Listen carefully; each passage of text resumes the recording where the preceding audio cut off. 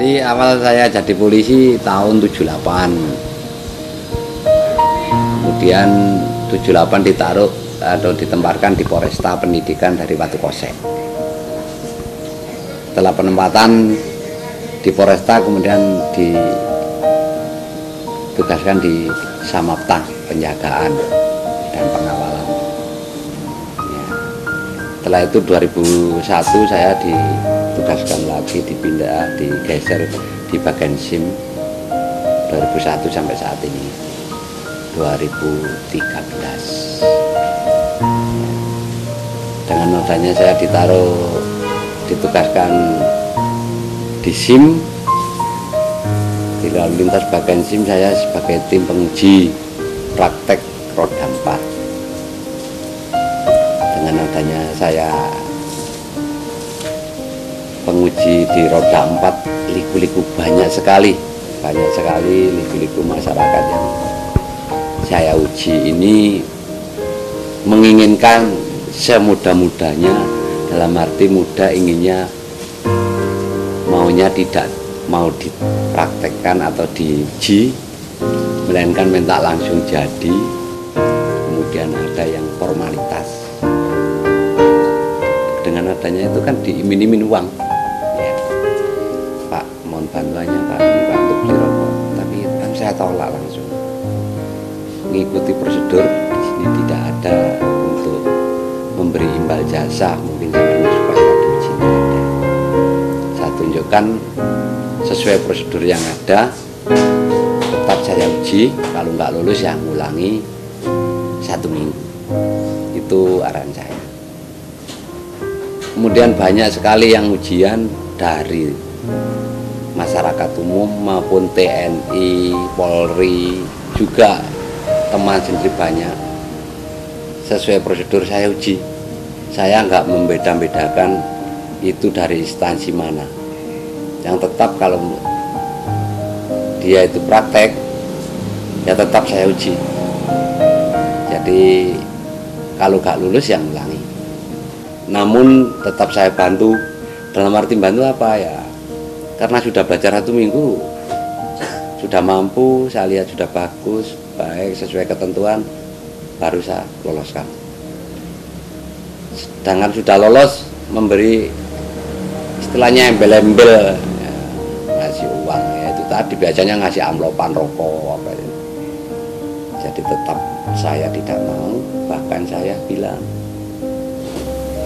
dengan adanya ini saya takut dengan hukum alam. Kalau sudah membantu ikhlas tanpa pamrih, insya Allah yang Maha Kuasa memberi rezeki lain, gak ke saya, ke anak putu saya lah gitu.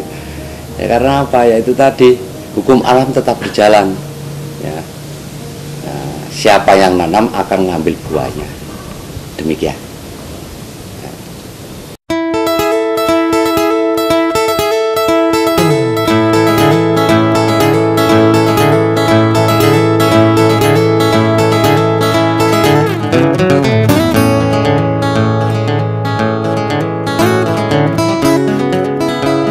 Dengan adanya hukum alam, manusia pasti semuanya dicoba sama Yang Maha Kuasa.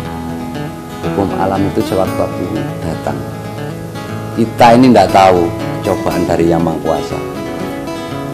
Dengan adanya hukum alam itu tadi ya, nerima barang yang tidak halal ya. Misalnya contohnya uang tidak jelas, contoh seperti itu ya. Karena saya sebagai penguji SIM, kemudian ada orang bayar, tapi itu kan bayarnya kan keadaan terpaksa supaya diluluskan. Itu orangnya kan kurang ikhlas. Dipikir-pikir kan demikian. Nah, dengan adanya itu, orang pasti hukum alam datang apa? Kalau uang itu jelas, pasti yang jelas nanti sewaktu-waktu ada cobaan dari Maha Kuasa ya.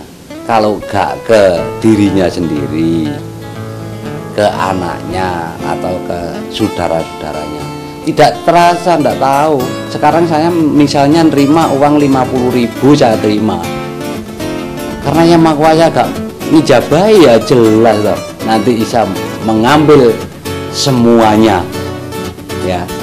sama yang Maha Kuasa Gusti Allah nih ngambil, dicoba kamu mampu nggak dengan adanya kesalahan kamu nebusi ya seperti itu.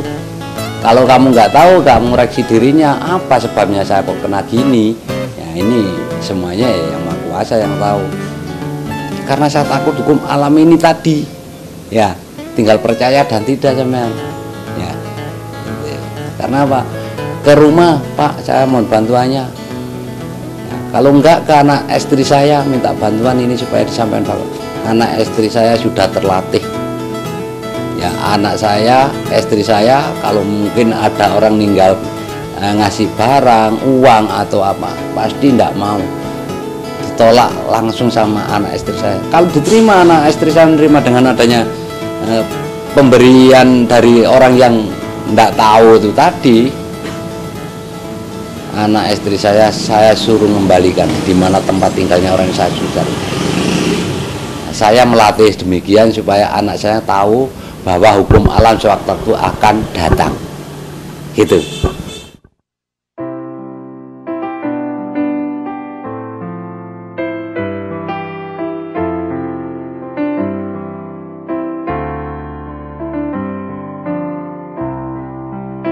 Dulu saya itu katanya Pak Sladi itu orangnya nggak mau dikasih ngurusin, tuh nggak kasih, nggak pernah ngilang dari itu katanya. Sekarang saya sudah di sini sudah 5 tahun. Jadi saya tahu sendiri siapa Pak Sladi. Sering saya kadang-kadang sampai ada orang yang ngurusin itu pagi, dodok-dodok itu, saya tahu orangnya mau apa Pak, mau ngurusin, langsung di kantor aja. Pak Sladi nggak suka ya orang yang ke rumahnya, nggak suka, langsung di kantor. Itu pribadi Pak Sladi, Mas.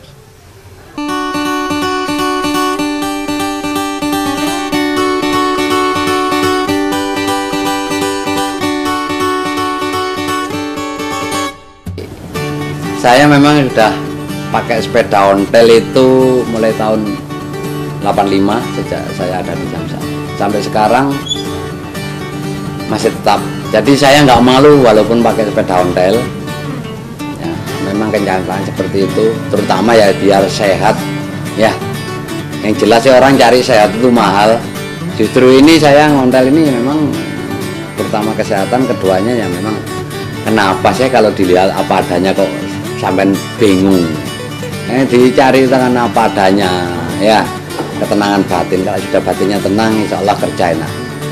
Itu. Jadi saya selama ini pakai sepeda ontel, alhamdulillah saya sehat.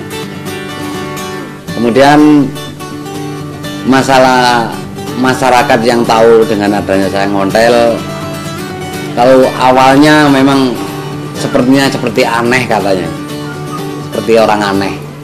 Ada yang bilang stres, ada yang bilang katanya cari sensasi, dan lain sebagainya.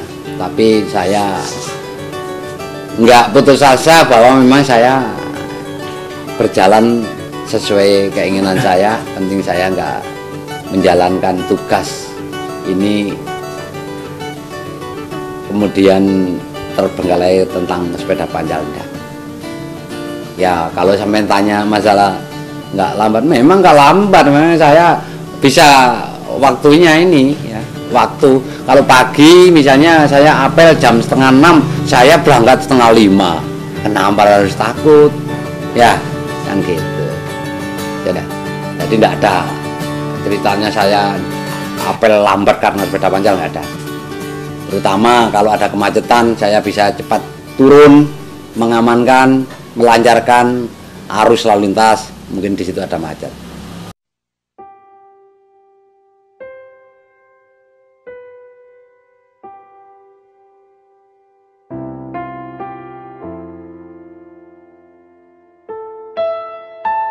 Ya memang pekerjaan itu istilahnya gimana ya? Kalau dilihat ini ya gak baik lah, seperti menjijikan gitu ya. Tapi itu rasanya enak sekali. Alhamdulillah. Ya itu bukan merupakan pekerjaan, melainkan itu sampingan dalam arti untuk mencari tambahan daripada itu rezeki dibuang-buang, saya melihat gitu. Iya, jadi saya kalau sore cari sampah, ya di tempat sampah itu, di tempat sampah. Kalau sampai tanya di mana ya yang jelas di tempat sampah, di bak sampah itu saya memang saya masuki, saya ambili. Nah, kemudian itu semuanya ada apa itu? Nah, berlaku cuma maksudnya jual itu ada duitnya kalau nggak percaya. Seperti plastik, botol aqua, apa itu kertas-kertas kecil-kecil itu namanya duplek itu. Botong katanya orang-orang botong. Itu botol aqua yang tanggung itu namanya botong. Itu semuanya laku itu, nggak ada yang nggak laku. Saya alhamdulillah sampai saat ini memang itu bukanlah untuk pekerjaan yang mestinya saya sebagai polisi.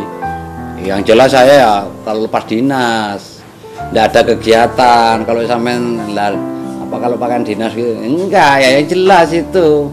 Jadi luar dari dinas, nggak ada kegiatan, nggak ada plottingan, nggak ada perintah, itu lepas dari semuanya itu baru saya memang cari sampah. Daripada saya melamun, lebih baik saya manfaatkan waktu itu, waktu yang peluang. Ya. Nah, untuk mengais rezeki itu ya lain banyak sekali. Ya.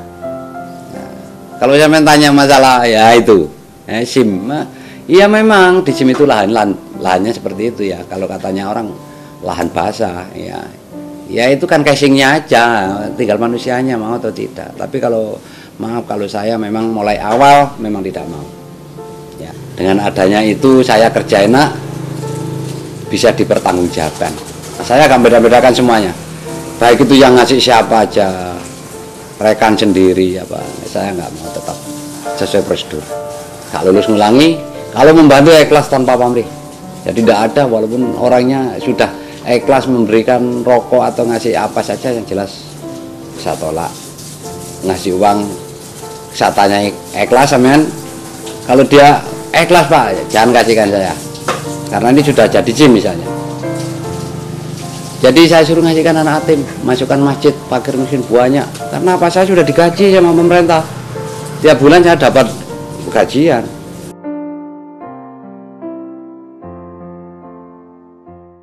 Orang ngurus SIM itu mudah, kemudian kalau nggak lulus disuruh belajar dulu, sedangkan kembalinya ya nggak ada ngeluarkan biaya, nggak ada. Itu yang ngeluarkan biaya itu ya sampai sendiri nanti.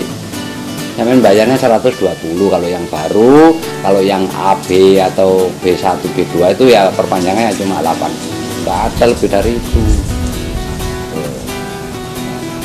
Harapan saya itu sampai ngurus sendiri, datang sendiri. Kalau misalnya sampean kurang jelas, tanya petugasnya cara pengurusannya, pembayarannya. Jadi sampean harus menyikapi dengan adanya pengurusan SIM ini ya, jangan terus sampean kemudian katanya jangan ya. Selama saya yang ada di praktek yang megang, mohon maaf, selama saya yang megang praktek mulai 2001 sampai sekarang belum ada orang yang membayar saya terima. Jadi harapan saya masyarakat itu biar tahu bahwa itu pengurusannya mudah ya, dan murah.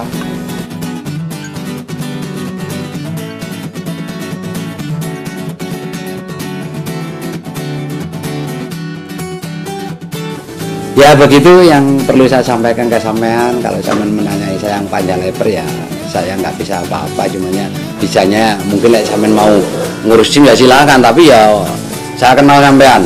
Ya tetap ujian, teori praktek gak ada, sampai bayar ngasih anu Pak mohon bantu karena kenal, nggak ada, tetap sama. Jadi nggak beda-bedakan, oh itu dari sini itu kenalan saya, nggak saya uji, nggak, tetap saya uji. Ya terima kasih ya.